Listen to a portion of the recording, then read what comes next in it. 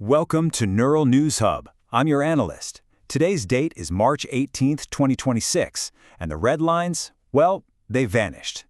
Right now, as missiles rain down on Tel Aviv and the Strait of Hormuz goes silent, the entire global economy is staring down a crisis we haven't seen since 1973.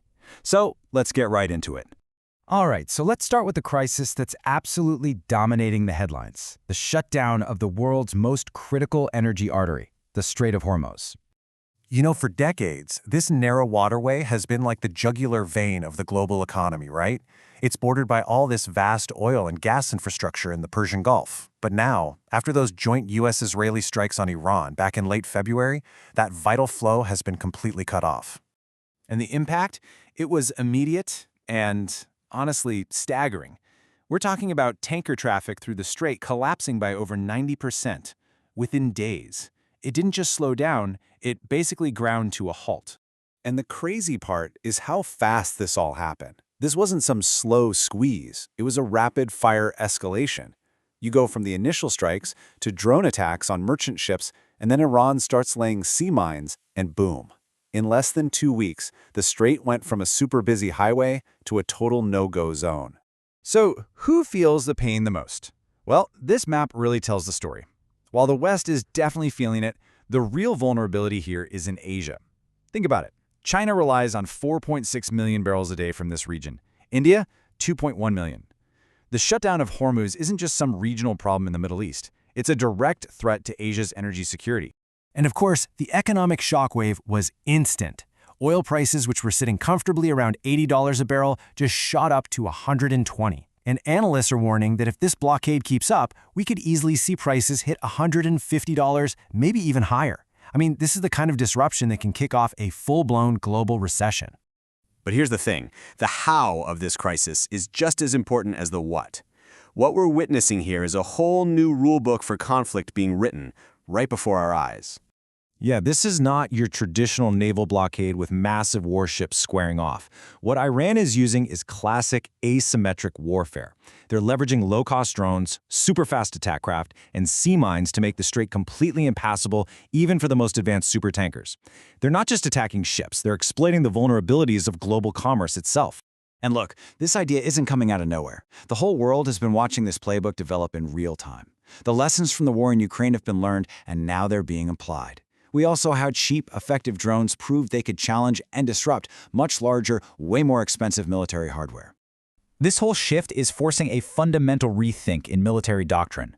For years, the big idea was net-centric warfare, which basically just meant connecting everyone and everything to the same network. But now, as global powers like India are figuring out, the new game is data-centric warfare. It's not just about sharing information anymore, it's about using AI to process that information and make smarter decisions faster than your opponent can even react. So what happens next? Well, this new reality is kicking off a massive tech-fueled arms race. And you can really see it heating up in Asia, where the stakes are just incredibly high. Just take a look at Taiwan. They're facing the immense military power of China. So what are they doing? They're betting big on their own asymmetric strategy. We're talking about building a massive fleet of drones, everything from surveillance UAVs to those so-called kamikaze drones. And the goal for all of them is to deter and disrupt a potential invasion. And it's not just Taiwan either. This is a trend across the entire region. India, for example, has just activated something called Vision 2047, which is a complete overhaul of its military. And get this, its core pillars aren't about buying more tanks or ships. No, they're about technology, about integration, and about the ability to fight across every single domain, from the seabed all the way to outer space. And make no mistake, this is a long-term, very deliberate plan. The first phase, which ends in 2030, is focused entirely on restructuring their military and, crucially, boosting their own homegrown drone technology. This is a direct response to the new rules of war that we're seeing play out in the Strait of Hormuz and, well, everywhere else. So what's the common thread here? What's the one thing tying all of this together?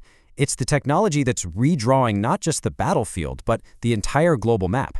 And that technology is, of course, artificial intelligence. Which leads to a really fascinating question. If the future of defense is all about AI, data, and autonomy, who's actually going to build it all? Are we talking about the traditional defense contractors? Or is it going to be someone else? Well, in the United States, the answer is becoming pretty clear. The proposed Golden Dome defense system, that's an AI-powered shield against missiles and drones, has a pretty surprising frontrunner to build it: SpaceX. Tech giants aren't just supporting the military anymore, they are becoming absolutely central to its future. But you have to understand, this AI revolution goes way beyond the battlefield. It's creating entirely new challenges for society as a whole. Deepfakes are gutting the trust we have in our elections. We have this surge in unregulated shadow AI that's outpacing any government's ability to keep up. The very same technology that's redrawing military red lines is also blurring the lines of truth, of governance, and even corporate responsibility. So, when you put it all together, it leads to a pretty sobering conclusion. The fundamental assumptions, the rules that have governed global security and economics for decades, they're all breaking down. The map is being redrawn right now by artificial intelligence and autonomous swarms. From that choke point in the Persian Gulf all the way to the tensions in the Taiwan Strait, the deals of the old world, well, they're dead. And that leaves us with one final and I think critical question. When wars can be started not by soldiers crossing a border, but by autonomous swarms of intelligent machines, what is a red line anymore? What does it even mean? And that question right there is what's going to define this next era of global security.